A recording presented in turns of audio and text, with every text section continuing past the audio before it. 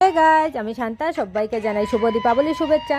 যেহেতু আজ কালী পুজো তাই আমি চলে এলাম শিলচর জানিগঞ্জে পুজো দেখতে। তো কালী পুজো মানেই জানিগঞ্জের পুজোতে তো আসতেই হবে, সেখানে থাকে বিশেষ আকর্ষণ।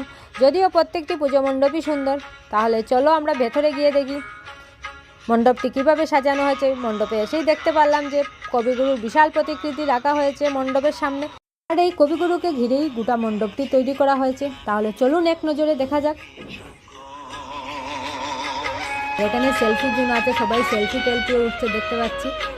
বাইরের রাস্তার মধ্যে বাজি পোড়ানো হচ্ছে আর সবাই দাঁড়িয়ে সেলফি উঠছে, কবিগুরুকে দেখছে। মণ্ডপের বাইরে মণ্ডপের থিমগুলোও সবাই দেখছে, অনেক ভালো লাগছে, সুন্দর।